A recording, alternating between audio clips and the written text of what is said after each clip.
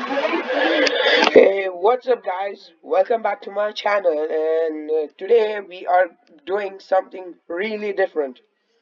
So, today we are looking at SpongeBob conspiracy theory, the Mrs. Puff theory. Okay, so without further ado, let's start. I know there's no face cam right now, but that's not the issue, and we start. Boom. That's Mrs. Puff. This is not It's not. Mrs. Puff. You may think she's just SpongeBob's boating teacher, but you'd be very, very wrong. Wait, what? She is Mrs. Puff, SpongeBob's boarding teacher. How am I wrong? For years, she's been running from her dark and mysterious Dark and mysterious. past, but it's finally caught up to her. And behind it all is a mastermind who's been secretly controlling her life and psychologically torturing her. If you guys thought my last two theories were mind-blowing, get ready for my biggest conspiracy yet. This is the Mrs. Puff theory. Puff theory. I gotta start off by saying, wow, the reaction to my last two SpongeBob theories has been insane. How did she know? How did she know? William, you lying Okay, so those are one of the other reactions people are doing. So I think we can skip that out. And yeah, that's better. We also know that she was once married, but her husband was killed by fishermen. That's my driving teacher, Mrs. Puff. Mrs. Wait, what? Puff? Oh, Wait, what? Okay, we missed a lot. 3. Okay. Yeah, that's better. Except for one, SpongeBob SquarePants. He's taken Yes. her driver's test hundreds of times, and he Yeah, everyone knows always that. ends up failing it and causing destruction and chaos that usually ends up with Mrs. Puff going to jail, despite it not really being her Yeah, fault. that's- We also that's know that she was always- once married, but her husband was killed by fishermen. Husband was killed by fishermen. Okay, I know I'm pausing a lot, but That's my driving dude, teacher, it Mrs. doesn't Puff. make at all sense Mrs. at all. Puff? Oh, she's married. Oh no, Mr. Krabs, she's single. Then what happened to Mr. Puff? Boom. Wait. What? She doesn't like to talk about it. Throughout the show, there are moments like this that seem to be hinting at her having a dark, mysterious past. And in Season 2, Episode 10, No Free Rides, we Free get the Rides. biggest clue about who Mrs. Puff really is. After SpongeBob fails the driving test yet again, Mrs. Puff has just had it with him and ends up just giving up and giving him his license even though he never really passed. She quickly Oh, realizes yeah. that this is a horrible idea and he'll probably end up destroying the entire town. La, la, la, la, la, la. Okay, even the biggest noob in the world does not drive like this. Like this. So much destruction. This Wait, none of the reporters are like this. I don't know. reporter asks, why? Local consensus places the blame on this negligent, selfish driving instructor who... Remember this clip, because it's going to be very important later on. And then she says this Okay. insanely revealing line. What have I done? Everyone will know that I let him slide through school. I'll have to move to a new city, start a new boating school with a new name. Wait, what? Okay, maybe we can continue. No, not Not again. again. No, Wait. not again. Come on, it's like they're just begging someone to make a theory about this. So we now know Yeah. Mrs. Puff was originally from a different town, she used to own a different Yeah. boating school, and Mrs. Puff Yeah. isn't even her real Wait, then what is her real name? Wait. Yeah. Okay, so now this is very confusing, guys. Maybe you have something to do with it. Comment down below what you think about it, and comment down if you have already seen this. name. There's something in her past that she ran away from. Now, there's been some debate over whether she's actually referring to a new name for herself or for her boating school, but I do think she's talking about her own name, because if she's trying to run away from something in her past, she wouldn't start a new boating school with her real name in the title. Now, when she says again, I don't think she's just referring to starting a new life. Everyone will know that I let him slide through school. Again. I think at her previous boating school, she had a terrible student just like SpongeBob who she prematurely gave a license to, and it led to something so terrible happening that she had to run away and start a whole new life. In Season 3, Episode 5, Doing Time, we get a flashback to when she first opened up the school.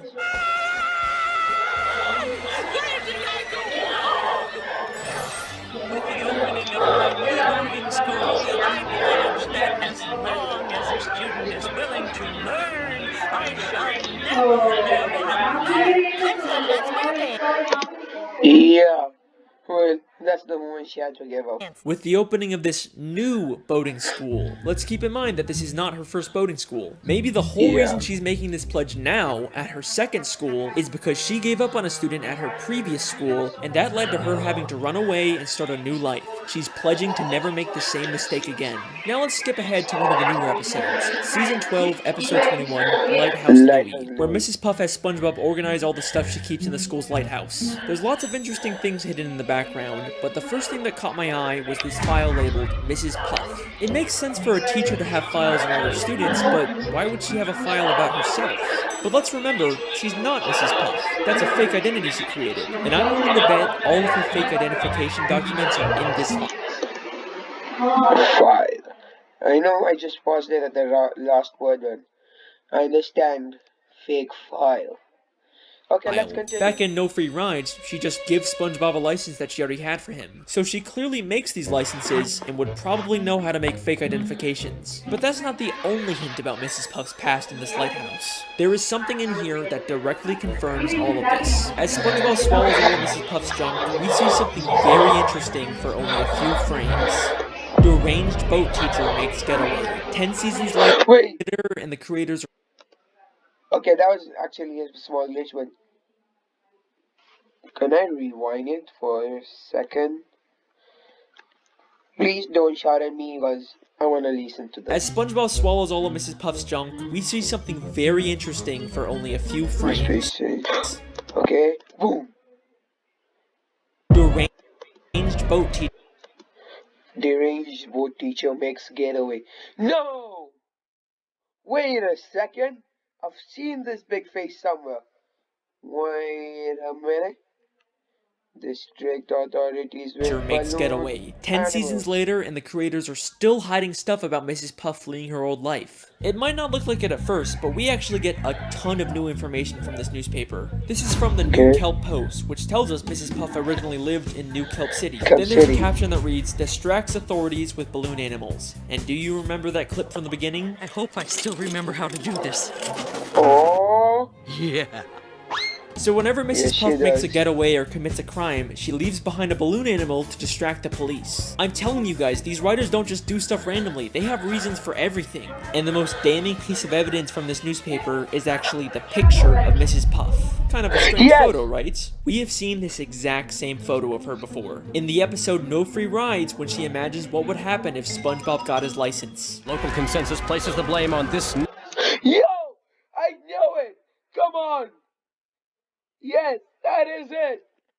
This is where we start. Negligent, selfish driving instructor. This means that this isn't just her imagination of what... Whoa! Dude! They are literally the same. Copy-paste.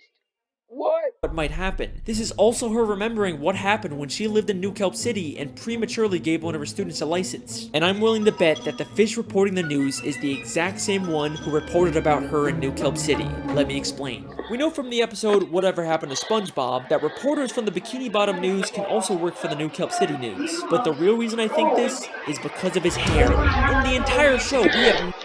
Wait, I just told them that none of the reporters have such a hair. And there you go. Oh. Never seen this fish reporter with hair before. Why would the creators go out of their way to add that detail? Because Mrs. Puff isn't imagining him as he looks now. She's remembering him from years ago when he used to have hair, when he reported about her in New Kelp City. Oh, okay, that's really dumb. Mrs. Puff has been running from her past ever since, and is now forced to relive her experience with an unteachable student through SpongeBob. But reliving this trauma has pushed her to the point of complete insanity. And trust me when I say that you have no idea how delusional she actually is. The insanity. Another running gag throughout the series is Mrs. Puff's occasional nervous breakdowns or moments of insanity because of SpongeBob, and they get more severe as the show continues. At first she did care for SpongeBob, but in the newer episodes she literally tries to kill SpongeBob just to get him out of her life. Even SpongeBob just walking up to her gives her severe PTSD. Hi, Mrs. Puff. Ah! Hit the brakes! SpongeBob! Watch the tree! Wait, Mrs. Puff! Wait, driving? But these mostly seem like just one-off moments, and for the yep. most part, Mrs. Puff is still a functioning member of society, right? Yep. I'm going to show you that she's actually much more insane and delusional than you may think, and some of the episodes she's in take place entirely in her own head. If we're talking about how insane Mrs. Puff is, there is no better place to start than the episode Doing Time. Once again, SpongeBob fails the boating test and causes destruction and chaos, which leads to Mrs. Puff going to jail. SpongeBob keeps breaking into jail to try and bust her out, but Mrs. Puff actually prefers being in jail over teaching him. We actually get another interesting line about Mrs. Puff's past in this episode. You can do this, Puff. You can get through this without losing your sanity. So we know that Mrs. Puff has lost her sanity in the past, probably from her previous terrible student. But it seems like she's recovered since then, Okay, so except in this episode, she has a complete mental breakdown. SpongeBob keeps appearing in impossible places until she gets thrown into solitary confinement, where each wall of the room transforms into a giant SpongeBob face. And then the episode ends in a way that's so weird and confusing that it rivals the infamous gorilla episode ending. As Mrs. Puff freaks out, she's suddenly transported back into the beginning of the episode when SpongeBob was taking the test, except this time SpongeBob gets arrested instead of her. No! This is not a good time! I can't believe it. It was all a dream. I'm not going to jail. Why would you go to jail? You already did your time. good time.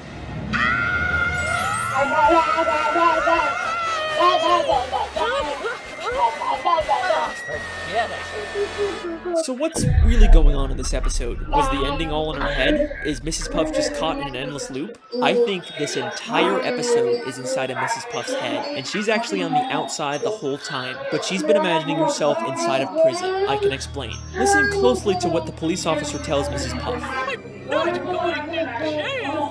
Why would you go to jail? You already did your time. Why would you go to jail? You already did your... your time. Why would you go to jail? You already did your time. That means she's already gone to jail and she does and then not revealing need to she's go still in a prison again. uniform. Whoa, that's really insane.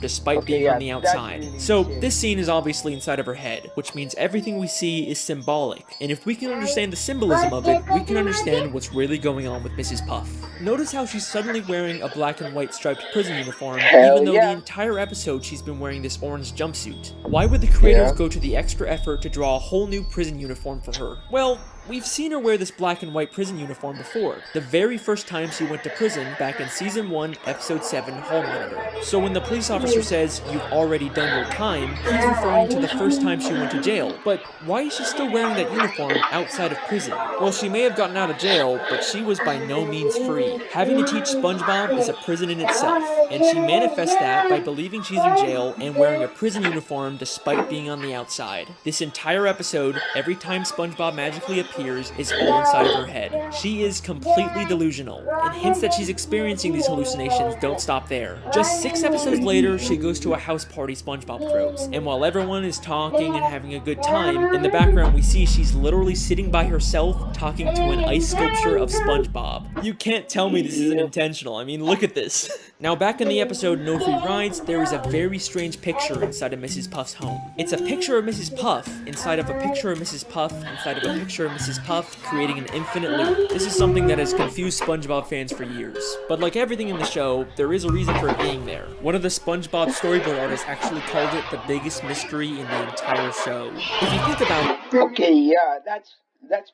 partly true, because you only have an infinite loop of pictures in your house.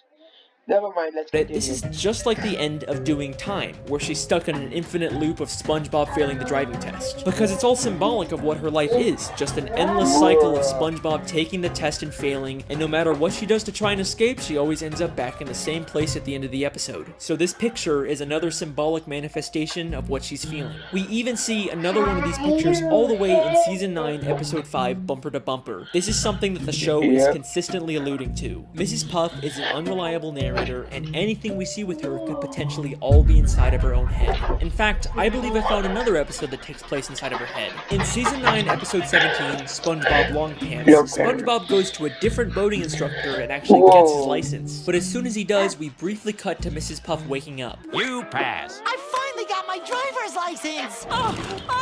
Lock your doors, bar your windows, it's the end of the world!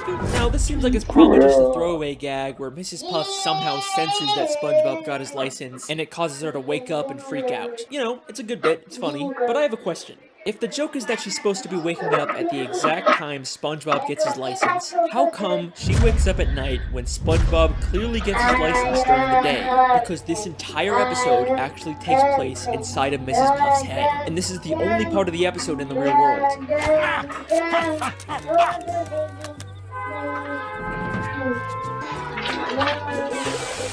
I don't know what that was all about, but I'm glad it's over. But let me pause for a second. I'm sure some of you are already wondering if this contradicts my previous SpongeBob video, The Television Theory. If you haven't watched that one, the gist of it is that the entire show is a documentary television show, and everything we see is actually being secretly filmed by scuba divers, and there's a ton of evidence to... Wait, what? Okay, yeah, by the way, that's one of the other videos we are going to do next, so maybe you can have a teeny weeny trailer of it. Right in this video. I'm very proud of that video, you should definitely check it out. But if everything's supposed to be from a camera, then how are we seeing things from inside Mrs. Puff's head? In fact, how do we see dreams and flashbacks and thought bubbles? Well, I think the simple answer is that even though we view the show through an objective camera lens, the world itself still follows the rules of a cartoon. You can never tell another living soul. Wait, hold on! What's that? My pen is out of ink. Plankton! You'll never get me formula, not even in a flashback. In the world of SpongeBob, you can imagine something and other people can still see, record, or interact with it, because that's just how cartoons work. Back to the theory, we know that her insanity has caused her to live a life of delusion, but if you remember back to the Lighthouse episode, she's also become an extreme hoarder, and looking at her collection of junk is going to look directly into her mind, so there's gotta be something we can learn about her from it. There's a picture of her boyfriend, Mr. Krabs, the hall monitor belt she gives her students, the mean drawings her students make her, SpongeBob's diary, a boating safety helmet. Wait, SpongeBob's diary? Why does she have SpongeBob's diary? Yeah, that's what I'm asking. Why does she have a SpongeBob diary? SpongeBob's diary. The last time we saw that, it was safely put away in SpongeBob's library. What's it doing in her lighthouse? And why does she have Squidward's painting? And a table from the Krusty Krab? And SpongeBob's bike? And Squidward's teddy bear? And the hair curlers Mr. Krabs had? And that... No way, she's stealing! That statue of Squidward? And that diamond ring? And that crown? And that bucket of radioactive waste? And that jellyfish sign? Oh my god. Mrs. Puff is a kleptomaniac. Wait, what? Kleptomaniac? Mrs. Puff has been stealing from everyone in Bikini Bottom. I can even prove that her pet snail from Season 3, Episode 19 was stolen. My snail is up a tree. I've had her since I was a little girl. You've had that snail since you've been a little girl, huh? Then how come that is the exact same snail Squidward had 4 episodes ago in the Great Snail Race? I wouldn't let Snally here play with that mongrel mutt. She's a purebred. See, she even has her own papers. He even has her paperwork. Mrs. Puff clearly stole the snail from Squidward. But why the hell would Mrs. Puff steal all this other junk? What possible use could she have for any of it? We could find the answer to that question by looking at this green hat and this purple jacket. These were gifts Mr. Krabs bought her on their first date, but she ended up feeling uncomfortable receiving them and gave them back to her. I'm afraid I just don't feel comfortable accepting all these gifts. Except apparently she's not too uncomfortable to steal them back afterwards. So clearly Mrs. Puff isn't stealing this stuff because she wants to use it. She just steals for the thrill of it. Maybe stealing things is her way of coping with the insanity of her everyday life. And remember, this isn't the first time she's gone insane. You can get through this without losing your sanity. Oh, that's a road we don't want to go down again. In fact, I have reason to believe that she started stealing things way back whenever she first went insane.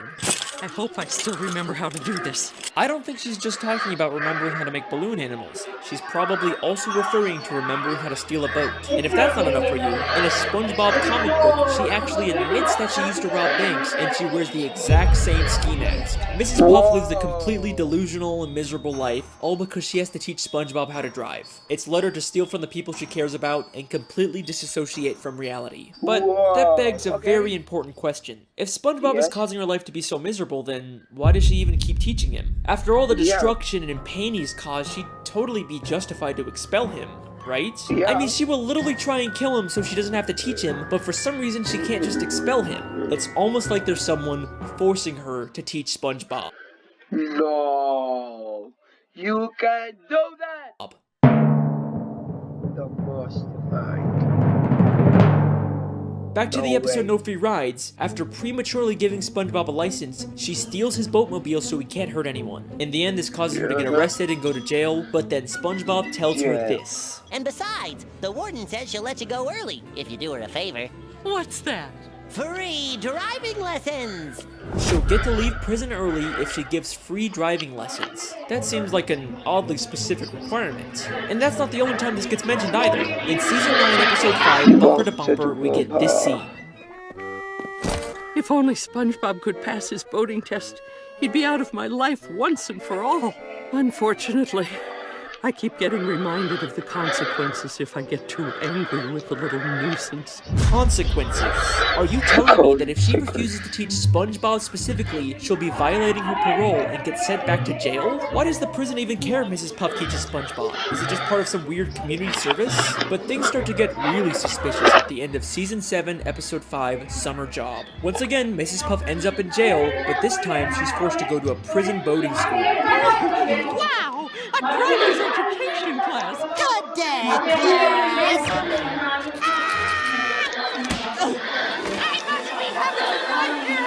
What's he doing here? Dear Mrs. Puff, I'm following in your footsteps and got a job as a driver's ed teacher for the summer. Who in their right mind would hire SpongeBob to do this after he's literally destroyed the city countless times while driving? Is this just another one of Mrs. Puff's delusions? Or is the prison intentionally forcing her to be around SpongeBob just to torture her? I mean, look at the way the guard forces her to sit there and listen to him.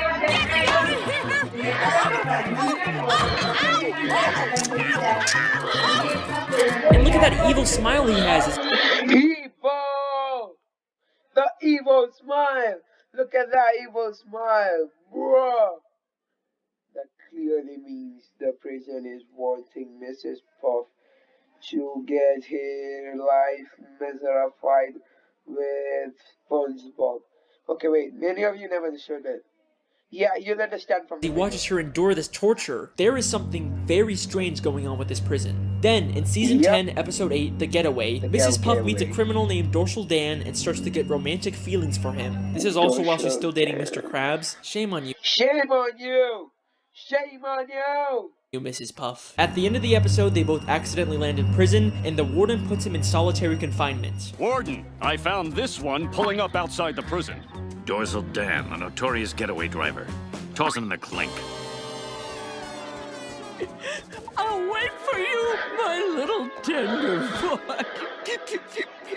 In or out of jail, this prison will stop at nothing to make sure she is alone and miserable. But why?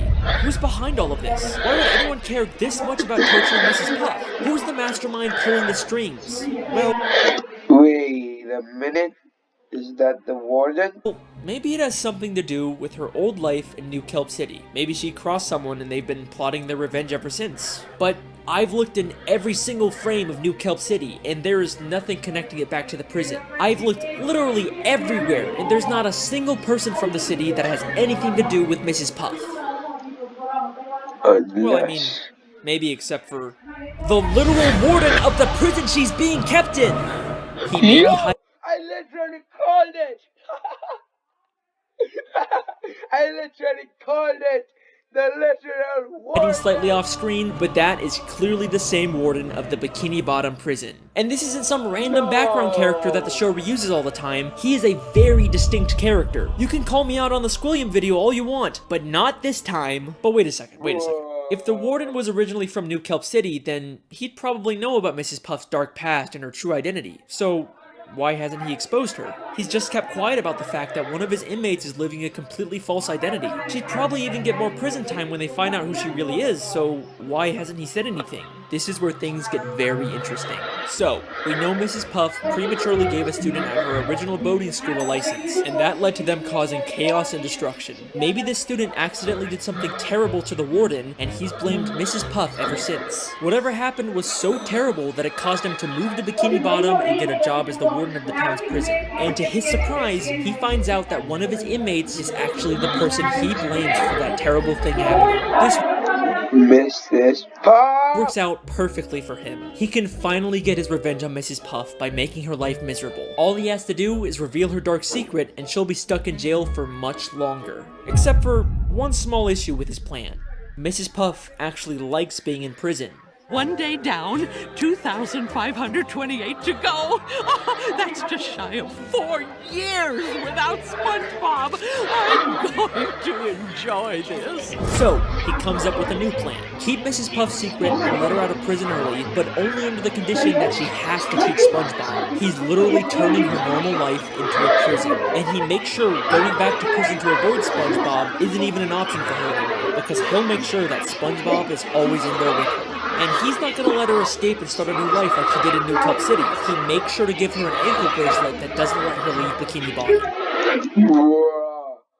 I can't even leave town without violating my parole. He is the mastermind who's been controlling everything this entire time. But guess what? His insidious plan doesn't even end there. This is not the first time we've seen the warden character. We first see him in Season 4, Episode 2, Krabs vs. Plankton. In this episode, Plankton slips on some water in the Krusty Krab and decides to sue Mr. Krabs for everything he owns. And then guess who shows up out of nowhere and offers to be Mr. Krabs' lawyer? What I really need is a good lawyer. Whoa, did somebody say lawyer? You should have bottom feeder. Attorney at law. I couldn't help but notice that despicable display. Wait a minute. Attorney at law, Richard at bottom feeder. Wait. Richard A. Bottom Feeder, the warden of the Bikini Bottom The warden! Yes! prison, is also apparently a lawyer? That doesn't make any sense. That's kind of strange. Those both sound like major careers. You usually wouldn't imagine someone being both. Then he says he'll be Mr. Yep. Krabs' lawyer completely free of charge. Free! Even the garbage guy who comes out of my house to pay garbage takes money from me. So, how much is this gonna cost me? Actually, I won't charge a dime unless we win. Well, that's awfully generous of you, Richard. He seems very confident that he can win the case, but right before he goes to court, he slips on some water and says SpongeBob will have to be Mr. Krabs' lawyer now. Oh, this is gonna be a slam dunk. Oh no! Mr. Krabs' lawyer, speak to me! Wrapped with pain, can't move. Looks like you're gonna have to handle this one, son. He tells SpongeBob that he has to represent Mr. Krabs, even though he himself called SpongeBob a liability. Actually, SpongeBob, we won't be needing any testimony from you. Why, you'll be more of a liability than an asset. But it's okay, because apparently all SpongeBob needs to win is inside of Richard's briefcase. Everything you need to know is in this here case. Except when SpongeBob gets to court, he realizes that Richard never gave him the combination to the case. It's all in here. Really? Yep, right in here. Is there a problem? Your lawyer didn't give me the combination.